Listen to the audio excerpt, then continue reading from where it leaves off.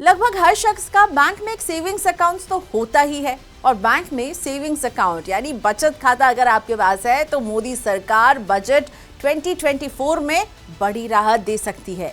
कहा जा रहा है कि वित्त मंत्रालय सेविंग्स अकाउंट के ब्याज पर टैक्स छूट बढ़ाने के प्रस्ताव पर विचार कर रहा है।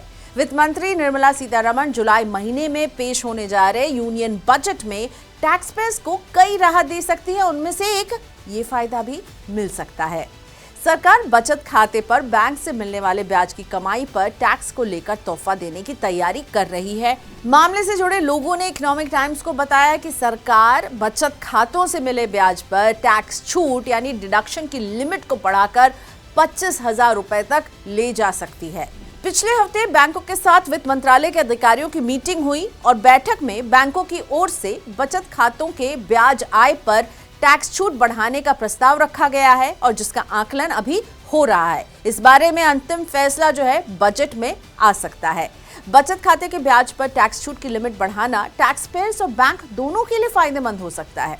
आज के समय में लगभग हर टैक्स पेयर के पास किसी न किसी बैंक में एक सेविंग्स अकाउंट तो है ही। सेविंग्स अकाउंट में रखे पैसों पर बैंक ग्राहकों को ब्याज देते हैं। हालांकि सेविंग्स अकाउंट पर जो ब्याज मिलता है वो आपको दूसरे इन्वेस्टमेंट ऑप्शन की तुलना में काफी कम है, लेकिन अगर बजट में डिडक्शन की लिमिट बढ़ाई जाती है तो लोग सेविंग्स अकाउंट में पैसा रखने के लिए प्रोत्साहित हो सकते हैं। ये बैंकों के लिए भी विन विन सिचुएशन होगी क्योंकि उनके पास ज्यादा डिपॉजिट रहेगा। डिपॉजिट ज्यादा होने से बैंकों को क्रेडिट यानी कर्ज बांटने के लिए बाहर से पैसा जुगाड़ने की दौड़ धूप कम करनी होगी। अभी इनकम टैक्स एक्ट के सेक्शन 80TTA के तहत एक फाइनेंशियल ईयर में सेविंग्स अकाउंट से मिला 10,000 रुपए तक का ब्याज पूरा टैक्स फ्री रहता है। लेकिन हाँ, 10,000 रुपए से ऊपर जितना भी ब्याज होता है वो आपकी इनकम से जुड़ता है और टैक्स पेयर के स्लैब रेट से उस पर टैक्स देना होता है। 7 साल से ज्यादा उम्र है तो फिर सीनियर सिटीजन्स के लिए लागू होता है सेक्शन 80TTB, जिसके तहत 50,000 रुपए तक की टैक्स छूट उन्हें मिलती है ब्याज पर। इसमें सेविंग्स अकाउंट और फिक्स डिपॉजिट के ब्याज से होने वाली कमाई भी शामिल होती है। ब्याज की कमाई पर टैक्स छूट सिर्फ ओल्ड टैक्स रिजीम में ही मिलती है, इस बात का भी ख्याल रखें। न्यू टैक्स रिजीम में टैक्स पेयर्स को सेविंग्स अकाउंट के ब्याज पर किसी भी तरह की टैक्स छूट नहीं मिलती है। रिपोर्ट में सूत्रों के हवाले से कहा गया है कि सेविंग्स अकाउंट के ब्याज पर डिडक्शन की पुरानी लिमिट बढ़ाने और न्यू टैक्स रिजीम में मौजूदा नियमों के तहत सेविंग्स अकाउंट से कमाए ब्याज पर छूट देने की अनुमति, दोनों मुद्दों पर विचार विमर्श चल रहा है। अगर वित्त मंत्री निर्मला सीतारमण बजट 2024 में सेविंग्स अकाउंट के ब्याज पर टैक्स छूट का दायरा बढ़ाती हैं तो आम टैक्स पेयर्स को बड़ी राहत मिल सकती है।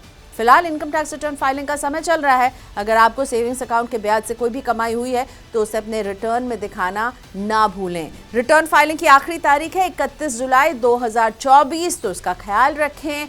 और सेविंग्स अकाउंट से अगर आपको होता है 10,000 रुपए से ज्यादा का ब्याज तो इसे आपको अपने ITR में दिखाना मस्ट है। सीनियर सिटीजन्स के लिए ये लिमिट थोड़ी ज्यादा है, यानी 50,000 तक की आय जो है वो टैक्स फ्री है। इसके ऊपर के ब्याज को आपको दिखाना पड़ेगा। लेकिन उम्मीद तो यही है कि बजट में ये टैक्स फ्री इंटरेस्ट वाली जो लिमिट है ना वो सबके लिए बढ़ जाए।